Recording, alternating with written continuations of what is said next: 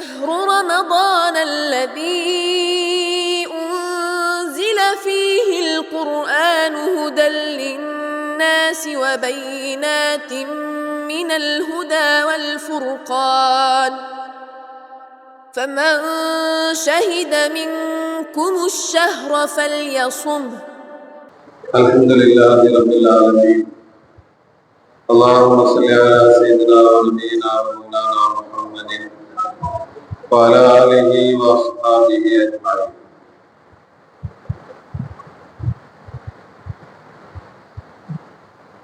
இன்றைக்கு ஓதப்பட்ட வசனத்தில்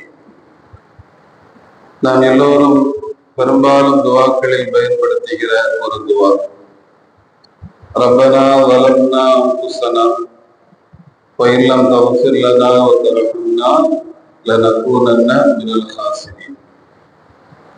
சொர்க்கத்திலிருந்து பூமிக்கு வந்த ஆதம் அலைஹிஸ்ஸலாமும் ஹவ்வா அம்மாவும் அல்லாஹ்விடத்தில் சொன்ன பிரார்த்தனை இது. அல்லாஹ்வே, நாங்கள் எங்களுக்கு அநியாயம் செய்து விட்டோம், எங்களை நீ மன்னித்து கிருபை காட்டவில்லை என்றால் நாங்கள் நஷ்டவாளிகளாக ஆகிவிடுவோம். இந்த பிரார்த்தனையை அவர்கள் சொல்லிக் கொண்டே வந்த பின்புதான் அல்லாஹ் இருவருக்கும் தௌபா கொடுத்தான் என்று குர்ஆன் நமக்கு சொல்லும். இந்த வசனத்தில் அல்லாஹ் சொல்ல வருகிற கருத்து, யாருக்கு அல்லாஹ்வினுடைய அன்பு இல்லையோ அவர் நஷ்டவாளி. அவன் எவ்வளவு பெரிய செல்வந்தனாக இருந்தாலும் அல்லாஹ்வினுடைய அன்பு ரஹ்மத்து ஒருவருக்கு இல்லை என்று சொன்னால் அவர் நஷ்டவாளி. இந்த உலகத்தில் மிகப்பெரிய சீதேவி யார்? யாருக்கு அல்லாஹ்வினுடைய அன்பு கொஞ்சோடு கிடைக்க பெற்றதோ அவர் பெரிய சீதேவி. அந்த அன்பு இல்லாதவர் நஷ்டவாளி. அதைத்தான் இந்த ஆயத்தின் மூலமாக அல்லாஹ் ரப்புல் ஆலமீன் சொல்ல வருகிறார். நாம் ஓதுகிறோம் பிஸ்மில்லாஹிர் ரஹ்மானிர் ரஹீம். அதற்கு அலி ரலியல்லாஹு அன்ஹு சொல்கிறார்கள், இந்த பிஸ்மில்லாஹ்வுடைய ரகசியம் மட்டும் ஒரு மனிதனுக்கு தெரிந்து விட்டால் அல்லாஹ்வினுடைய அன்பு எவ்வளவு பெரியது என்பது அவருக்கு புரிய வந்துவிடும். இப்ப நாம ரஹ்மான்னா என்ன அர்த்தம் சொல்லுவோம் தமிழ்ல? அளவற்ற அருளாளனும் நிகரற்ற அன்புடையவனுமாகிய அல்லாஹுவின் பெயர் கொண்டு நான் ஆரம்பிக்கிறேன். அல்லது அதுக்கு இன்னொரு அர்த்தம் நாம கொஞ்சம் வித்தியாசமா சொல்லுவோம். ரஹ்மான், இந்த உலகத்தில் நல்லவர்களுக்கும் கெட்டவர்களுக்கும் கிருபை செய்பவன். அர் ரஹீம், மறு உலகத்தில் நல்லவர்களுக்கு மட்டும் கிருபை செய்பவன். இப்படிதான் நாம ரஹ்மானுக்கும் ரஹீமுக்கும் விளக்கம் சொல்வோம். ஆனால் நம்முடைய மேன்மக்கள் சொல்வார்கள், ரஹ்மான்ல கேள்வி இருக்குது, ரஹீம்ல பதில் இருக்குதுப்பா.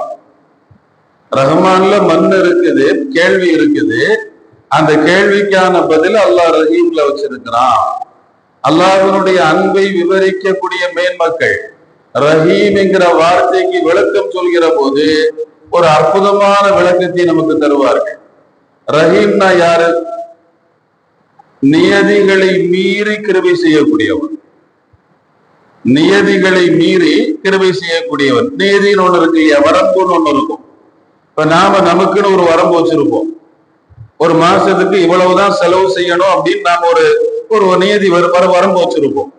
அந்த செலவு முடிஞ்ச பின்னால யாராவது அத்தியாவசியப்பட்டு ஏதாவது கேட்டு வந்தா நாம என்ன சொல்லுவோம்? இந்த மாசத்தினுடைய கணக்கு முடிஞ்சு போச்சு, இன்ஷா அல்லாஹ் அடுத்த மாசம் பார்த்துக்கலாம். ஏன்னா நான் நியதிக்கு உட்பட்டு வாழறவன், அந்த நியதியை மீற மாட்டேன், அந்த எல்லையிலேயே நான் நிற்பேன். அப்ப அல்லாஹ் ரஹீம்னா என்ன? நியதியை மீறி செயல்படக்கூடியவன். என் அடியான் கேட்டுட்டானே அப்படிங்கிறதுக்காக கொடுக்கக்கூடியவன். இதுக்கு உதாரணம் சொல்லும் போது, ஒரு தாய் தன்னுடைய குழந்தைய பெறப்பெற்று அந்த குழந்தைய ரொம்ப கண்ணு கருத்துமா வளர்க்கிறார். அப்படி வளர்ந்துட்டு வரக்கூடிய அந்த குழந்தைக்கு ஒரு 2 வயசு. அந்த 2 வயசு குழந்தைக்கு நல்ல காய்ச்சல், கடுமையான காய்ச்சல். அந்த காய்ச்சல்ல பிள்ளை கிடந்து துடியா துடிக்குது. வீட்டுல உள்ள எல்லோருமே அந்த குழந்தைய பராமரிக்கிறாங்க, கவனிக்கிறாங்க. இந்த நேரத்துல கடைக்கு போன அந்த பிள்ளையினுடைய தகப்பனார் மாங்காய் வாங்கிட்டு வந்தார். நல்ல புளிப்பான மாங்காய் ஒண்ணு வாங்கிட்டு வந்தார். அந்த மாங்காய் சமையல் அறைக்கு வந்த பின்னால அந்த மாங்காவை வெட்டுறாங்க, சமையலுக்காக வெட்டுறாங்க. வெட்டும் போது இந்த 2 வயசு குழந்தை மாங்காய் காணும் மாட்ட கேட்குது. கொடுப்போமா? கண்டிப்பா கொடுக்க முடியாது. ஏன்னா பிள்ளைக்கு கடுமையான காய்ச்சல். மாங்காய் நல்ல புளிப்பான மாங்காய். அப்ப இந்த புளிப்பான மாங்காவை பிள்ளைக்கு காய்ச்சல் நேரத்துல கொடுத்தோம்னா அது இன்னும் இடையூறை ஏற்படுத்தும் அப்படிங்கிறதுக்காக அந்த குழந்தைய அப்படியே சமயக்கட்டுல ஓரமா தூக்கிட்டு போயிடுவாங்க. ஆனாலும் குழந்தை விடாது, அது அடம் பிடிக்கும், தா தா தான்னு கேட்கும். அது அழுகையை நிறுத்தவே இருக்காது. வீட்டுல உள்ள எல்லாரும் முயற்சி பண்ணுவாங்க. கடைசி அம்மா மட்டும்தான் அந்த குழந்தைய மெதுவா தோல்ல தூக்கி போட்டுட்டு எல்லாரும் போன பின்னால மெதுவா சமயக்கட்டுல என் புள்ள கேட்டுட்டான்ல அப்படிங்கிறதுக்காக அந்த மாங்கால விரல வச்சு ஒரு குத்தி ஒரு சின்னோன்னு துண்டை எடுத்து அந்த பிள்ளையினுடைய நாக்குல அப்படி தடை விடுவான். அந்த தடை விட்ட உடனே அந்த குழந்தையினுடைய அழுகை நின்று போயிடும். குழந்தைக்கு மாங்காய் கொடுக்க கூடாதுங்கிறது நியதி. ஆனாலும் பெத்த மனம் அந்த நியதியை மீறி பிள்ளை மேல அன்பு காட்டும். அந்த அன்பு தான் அல்லாஹ்வினுடைய அன்பு. அவன் நியதியை மீறி அடியா கேட்டுட்டான்னா, நான் இப்படித்தான் அப்படின்னு டயலாக் பேசுறவன் இல்ல, அதை மீறி கொடுக்கக்கூடியவன் அல்லாஹ். அதுதான் ரஹீம்ங்கிற அந்த வார்த்தையினுடைய மிகப்பெரிய உள்கருத்து, தாத்பரியம் என்று நம்முடைய மேன்மக்கள் சொல்வார்கள்.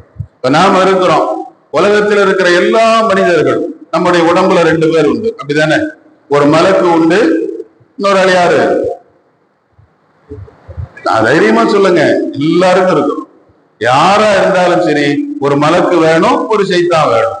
ஸல்லல்லாஹு அலைஹி வஸல்லம் சஹாபிகள்ட்ட சொல்றாங்க, மா மின்கும் மின் ரஜிலின் இல்லா உக்கில பிஹி கரீனுஹு மினல் மலக்கி வ கரீனுஹு மினல் ஜின்னி. யாரா இருந்தாலும் தான் அவருடைய உடம்புல ஒரு மலக்கும் ஒரு ஜின்னும் இருப்பாங்க அப்படின்னு சொன்ன உடனே சஹாபிகள் கேட்கிறாங்க, ஈயாக்க யா ரசூலல்லாஹ், இந்த நியதி உங்களுக்குமா? அப்ப நபி ஸல்லல்லாஹு அலைஹி வஸல்லம் சொன்னாங்க, எனக்கும் தான். என் உடம்புலயும் 2 பேர் உண்டு. ஆனா ஏன் சைத்தான் முஸ்லிம் ஆயிட்டான். ஏன் சைத்தான் முஸ்லிம் ஆயிட்டான். லா யதுமுருனி இல்லா பிகைர். அவன் எனக்கு இப்ப நல்லதை கொண்டுதான் சொல்றான், அவன் கெட்டதை சொல்ல மாட்டான். அவன் நல்லவங்களோட இருக்கிற சைத்தான் யாரா போயிடுவான்? முஸ்லிமா போயிடுவான். அப்ப எல்லாருக்குமே இந்த 2 பேர் இருக்கணும். 2 பேர் இருந்தா தான், சைத்தான் இருந்தாதான் கல்யாணம் ஆகும். அந்த இச்சைங்கிறது அவன் மூலமா தான் உருவாகும். அப்படி உருவானா தான் இவருக்கு கல்யாண ஆசை வரும். கல்யாண ஆசை வந்தா தான் கல்யாணம் நடக்கும், பிள்ளை பிறக்கும். சந்ததி பரிணாமம் என்பது துனியால தொடரணும்னா நம்ம உடம்புல யாரு வேணும்? ஆளு வேணும். ஆனா ஹன்னா அப்படிங்கிற ஒரு அம்மா அல்லாஹ்ட்ட துஆ செய்றாங்க. கர்ப்பமா இருக்கும்போது அல்லாஹ்ட்ட துஆ செய்றாங்க. குர்ஆன் சூரத்து மரியம்ல அல்லாஹ் சொல்றான், அல்லாஹ்வே நான் கர்ப்பமா இருக்கிறேன், என் வயிற்றுல இருக்கிற பிள்ளைய பைத்துல் முகத்தஸினுடைய பணிவிடைக்காக நான் நேர்ச்சை செய்யறேன். அது பிள்ளை பிறந்துட்டா பிள்ளையை கொண்டு பைத்துல் முகத்தஸ்ல நான் விட்டுருவேன் அப்படின்னு துவா செஞ்சுட்டு அடுத்து ஒரு வார்த்தை கேட்கிறாங்க. பிள்ளைய பெத்தாங்க, பெத்து பார்த்தா பிள்ளை பொம்பளை பிள்ளை, மரியம் அலைஹிஸ்ஸலாம். மரியம்னு பேரை வச்சுக்கிட்டு அந்த அம்மா பிள்ளைய கையில வச்சுக்கிட்டு துவா செய்யறாங்க. அல்லாஹும்ம இன்னி உஈதுஹா பிக்க வ ذُرِّيَّتَهَا மின ஷைத்தானிர் ரஜீம். இந்த பிள்ளையையும் இந்த பிள்ளையினுடைய சந்ததிகளையும் ஷைத்தான் தொடக்கூடாது, ஷைத்தான் தொடுவதில இருந்து உன்னைட்ட நான் பாதுகாப்பு தேடுறேன். இந்த 2 பேருக்கும் ஷைத்தானுடைய தீண்டுதல் இருக்கக்கூடாதுன்னு அந்த அம்மா துவா செஞ்சாங்க. நபி ஸல்லல்லாஹு அலைஹி வஸல்லம் சொல்றாங்க, உலகத்தில் இருக்கிற எல்லா குழந்தைகளும் உம்மட வயிற்றுல இருந்து வரும்போது அழும். எல்லா குழந்தையும் அழும். 2 குழந்தை மட்டும்தான் அழாம பிறந்துச்சு. அந்த 2 குழந்தை, ஒண்ணு மரியம், இன்னொன்னு ஈசாங்கிறாங்க. ஏன்னா அந்த குழந்தை வெளியே வரும்போது ஷைத்தான் கிள்ளுவானாம். ஷைத்தானுடைய கிள்ளுதல் தான் அழுக. அழாம பிறந்துட்டா நர்சு கிள்ளுவான். பிள்ளைக்கு ஏதாவது இருக்கா இல்லையான்னு பாக்குறதுக்காக நர்சு கிள்ளுவான். பிள்ளை அழுதுட்டே பிறகுது அப்படின்னா அது மஸ்ஸு ஷைத்தான், ஷைத்தானுடைய தீண்டுதல் என்கிறார்கள் பெருமானார் ஸல்லல்லாஹு அலைஹி வஸல்லம். ஆனா இந்த 2 பேரும் ஷைத்தானுடைய தீண்டுதல் இல்லாததுனால அம்மாவுடைய துஆவை அல்லாஹ் ஏத்துக்கிட்டான். இந்த 2 பேருக்கும் ஷைத்தானுடைய தீண்டுதல் இல்லாம அழாம பிறந்தாங்க. மரியம் அலைஹிஸ்ஸலாமுக்கும் கல்யாணம் ஆகல, ஈசா அலைஹிஸ்ஸலாமுக்கும் கல்யாணம் ஆகல. அப்ப நியதி என்ன? உலகத்தினுடைய நியதி என்ன? ஒரு உடம்புல ஷைத்தான் இருந்தா தான் சந்ததிகளினுடைய பரிணாமம் உண்டாகும். ஆனாலும் ஹன்னா என்கிற பொம்பளை என்னைட்ட கேட்டுட்டாளேங்கிறதுக்காக அல்லாஹ் கொடுக்குறான். அவன் நியதியை மீறி செயல்படுறான். நியதியை மீறி ஹன்னா கேட்டாங்களேங்கிறதுக்காக மரியமையும் ஈசாவையும் ஷைத்தான் தொடாத அளவுக்கு அல்லாஹ் உருவாக்குறான். இதுதான் அல்லாஹ்வுடைய அன்பு. அவன் நியதிகளை மீறி செயல்படக்கூடியவன். என்னுடைய அடியான் கேட்டுட்டானே அப்படிங்கிறதுக்காக கொடுக்கக்கூடியவங்க ஒரு குணம் படைத்ததுதான் அல்லாஹ்வுடைய குணம். அதுதான் ரஹமத்து. அதுதான் இந்த 10 நாள் நம்ம அல்லாஹ்ட்ட கேட்கணும். ஒரு வயதான மனிதர், அவருடைய கண்ணினுடைய இமையெல்லாம் உதிர்ந்துருச்சு, வயசுடைய முதுமையின் காரணத்தால். அந்த முடியெல்லாம் கீழே விழுந்து கம்பு ஊனி நடக்க முடியாம ரசூலுல்லாஹ்ட்ட வர்றாங்க. வந்து சொல்றாங்க, யா ரசூலல்லாஹ், இந்த உலகத்துல பாவம்னு என்ன இருக்குதோ அத்தனையும் செஞ்சுட்டேன். இனி நான் செய்யறதுக்கு ஒரு பாவம் கூட உலகத்துல பாக்கி இல்லை. எல்லா பாவத்தையும் நான் செஞ்சுட்டேன், எனக்கு மன்னிப்பு இருக்குதா, எனக்கு அல்லாஹ்வுடைய அன்பு கிடைக்குமான்னு கேட்டாங்க. ரசூலுல்லாஹ் சொன்னாங்க, இஸ்லாத்தை ஏத்துக்கிட்டியா, நீ முஸ்லிமா முஸ்லிம் இல்லையான்னு கேட்டாங்க. அவர் சொன்னார், அஷ்ஹது அல்லா இலாஹ இல்லல்லாஹ் வ அஷ்ஹது அன்னக ரசூலுல்லாஹ், நான் கலிமா சொல்றேன், முஸ்லிம் ஆயிடுறேன், ஆனா எனக்கு தௌபா கிடைக்குமா, எனக்கு அல்லாஹ்வுடைய அன்பு கிடைக்குமான்னு கேட்டாங்க. பெருமானார் ஸல்லல்லாஹு அலைஹி வஸல்லம் சொன்னாங்க, நீ இஸ்லாத்தை முதல்ல ஏத்துக்கமா, ஏத்துக்கிட்டு இனிமேல் இஃபாலில் கைராத், நல்லது மட்டும்தான் செய்யணும், தீமைகளை விட்டு தவிர்த்துக்கணும், சரியா? சரின்னார் அவர். உனக்கு அல்லாஹ் முழுமையான அன்பு தந்துதான் போனாங்க. ஒரு அடியார் அல்லாஹ்வுடைய அன்பு எனக்கு வேணும் அப்படின்னு உளப்பூர்வமா கேட்டா, அந்த அடியான் எந்த லட்சணத்துல இருந்தாலும் சரி அல்லாஹ் கொடுத்துருவான். அஹ்மது இமாம் ஒரு ஹதீஸ அறிவிக்கிறாங்க, பனு இஸ்ரவேலர்கள் 2 நண்பர்கள் இருந்தாங்களாம். ரசூலுல்லாஹ் சொல்றாங்க, பனு இஸ்ரவேலர்கள் 2 நண்பர்கள். ஒரு ஆளு சதா தொழுதுகிட்டே இருப்பாராம், நல்ல மனுஷன், அவர் சதா தொழுதுகிட்டே இருப்பாரு. இன்னொருத்தர் தொழ மாட்டாரு, பாவம் செஞ்சுக்கிட்டே இருப்பாரு. அப்ப இந்த தொழுகையாளி, சில நேரங்களில் தொழுகையாளிகளுக்கு ஒரு மனநலம் உண்டு. அல்ஹம்துலில்லாஹ், உலகத்துல எத்தனையோ பேர் தொழாம இருக்கிறான், நாம தொழுற பாக்கியத்தை அல்லாஹ் நமக்கு தரும். பெரிய உலகத்தில் இருக்கிற கேவலத்திலேயே மட்டமான கேவலம் இதுதான். நான் செஞ்சிட்டேங்கிறத அல்லாஹ் ஏத்துக்கிட்டானா ஏத்துக்கலையாங்கிறது 2வது. அது தன்னை விட்டுட்டு அடுத்தவண்ட பாயிர. உலகத்துல எத்தனையோ பேர் குடிகாரனா இருக்கிறான், கொள்ளக்காரனா இருக்கிறான், வட்டி வாங்குறவனா இருக்கிறான், தொழுகை இல்லாம சுத்துறான். ஆனா நாம 5 நேரம் தொழுற தௌஃபீக், இது ஒரு மாபாதகமான ஒரு செயல். இந்த எண்ணம் மனசுக்குள்ள வரவே கூடாது. ஆனா அந்த தொழக்கூடிய அந்த நண்பர், பாவம் செய்யக்கூடிய நண்பர்கிட்ட அடிக்கடி போய் சொல்லுவாராம், அக்குசிர், நீ பாவத்தை விட்டு குறைச்சிக்கத்தா, பாவத்தை விட்டு வெளியே வாத்தா, அக்குசிர் அம்மா அந்த ஃபீஹி, நீ என்ன காரியம் செய்யறியோ அதை குறைச்சிக்க, அதை விட்டு வெளியே வா அப்படின்னு அட்வைஸ் பண்ணிக்கிட்டே இருப்பாராம்.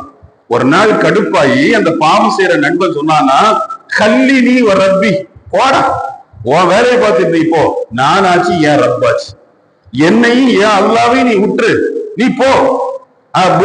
அலைய ரக்கீபா, என்ன கண்காணிக்கிறதுக்காக அல்லாஹ் ஒன்னு அனுப்பி இருக்கிறான், என்ன கண்காணிச்சு பராமரிக்கிறதுக்காக அல்லாஹ் ஒன்னு படைச்சிருக்கிறான், உன் வேலையை பார்த்துட்டு போத்தா, கல்லினி ஒரு ரப்பின்னு. ரொம்ப கடுப்பாயிட்டார் அந்த தொழுற நண்பர்.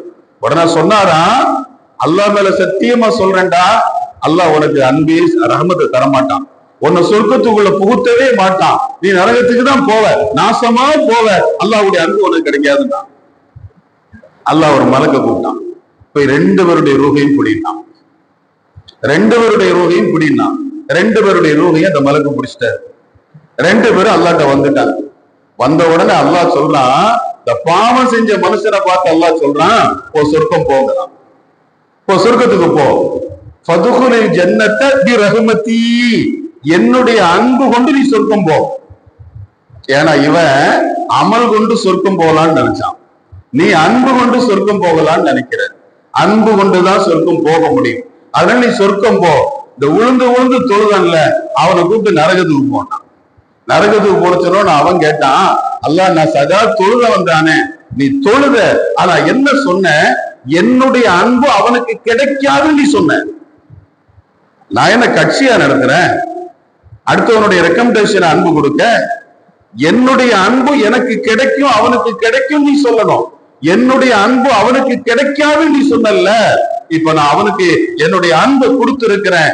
என் அன்பு எவனுக்கு கிடைக்காதுன்னு ஒருவர் சொல்றானோ அவனுக்கு என் அன்பு கிடைக்காது. என் அன்பு வசியத்து ரஹமத்தி குல்ல ஷைஇன், என் அன்பு எல்லா பொருட்களின் மீதும் பொதிந்து கிடக்குது, விசாலமா இருக்குது, எல்லா பொருளையும் என்னுடைய அன்பு இருக்குது. பெருமானார் ஸல்லல்லாஹு அலைஹி வஸல்லம் சஹாபிகளோட வர்றாங்க தெருவுல. அப்படி வரும்போது ஒரு குழந்தை பிள்ளை தெருவுல விளையாடிட்டு இருக்குது. அந்த கூட்டமா சஹாபிகள், ஏன்னா ரசூலுல்லாஹோட வர்றாங்க, ஸல்லல்லாஹு அலைஹி வஸல்லமோட வரும்போது சஹாபிகள் நபியை தான் கவனிப்பாங்களே தவிர தெருவை கவனிக்க மாட்டாங்க. இதை பார்த்து அந்த அம்மா அழகா சஹாபிகள் வர்றாங்களே, கவனக்குறைவா பிள்ளை எந்திரிச்சிடக்கூடாதுல்ல. அதனால வீட்டுல இருந்து ஓடி வந்து இப்னி இப்னி, மகனே மகனே அப்படின்னு ஓடி வந்து அந்த குழந்தையை தூக்கி மார்புல அணைச்சுக்கிட்டு ஓரமா அப்படின்னு இத பார்த்த சஹாபிகள் நபி ஸல்லல்லாஹு அலைஹி வஸல்லம் கேட்டாங்க, யா ரசூலல்லாஹ், நாம மிதிக்க கூடாதுங்கிறதுக்காக எவ்வளவு ஓடி வந்து இந்த குழந்தையை தூக்குன உம்மா இந்த பிள்ளை நரகத்துக்கு விரும்புவாளா? இந்த பிள்ளை நரகத்துக்கு போறத விரும்புவாளா? இந்த பிள்ளை மேல நெருப்பு படர்ந்த இந்த தாயார தாங்க முடியுமான்னு கேட்டாங்க.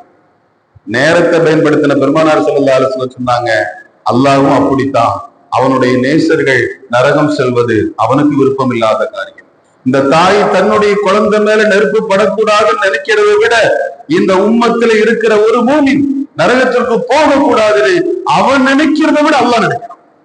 அவன் விரும்புறதை விட அல்லாஹ் விரும்புறான். அந்த அளவுக்கு அல்லாஹ்வுடைய அன்பு விசாலமானது என்கிறார்கள் பெருமானார் ஸல்லல்லாஹு அலைஹி வஸல்லம். அந்த மகத்தான அன்பை அடைய பெற்ற பெருமக்களினுடைய கூட்டத்தில் அல்லாஹ் நம்மை கபூல் செய்வானாக. வாஹிரு தஅவானா அல்ஹம்துலில்லாஹி ரப்பில் ஆலமீன். சுப்ஹானல்லாஹி வ பிஹம்திஹி, சுப்ஹானக அல்லாஹும்ம வ பிஹம்திக, அஷ்ஹது அல்லா இலாஹ இல்லா அன்த, அஸ்தக்ஃபிருக வ அத்தூபு இலைக். சுப்ஹான ரப்பிக ரப்பில் இஸ்ஸத்தி அம்மா யசிஃபூன், வ ஸலாமுன் அலல் முர்ஸலீன், வல்ஹம்துலில்லாஹி ரப்பில் ஆலமீன். பிஹக்கி ஸல்லல்லாஹு அலா முஹம்மத் ஸல்லல்லாஹு அலைஹி வஸல்லம், ஸல்லல்லாஹு அலா முஹம்மத் ஸல்லல்லாஹு அலைஹி வஸல்லம், ஸல்லல்லாஹு அலா முஹம்மத் ஸல்லல்லாஹு அலைஹி வஸல்லம். اللهم صل على محمد وعلى آل البيت وسلم، وصل على جميع الأنبياء والمرسلين، والحمد لله رب العالمين. السلام عليكم ورحمة الله. شهر رمضان الذي أنزل فيه القرآن هدى للناس وبينات من الهدى والفرقان، فمن شهد منكم الشهر فليصمه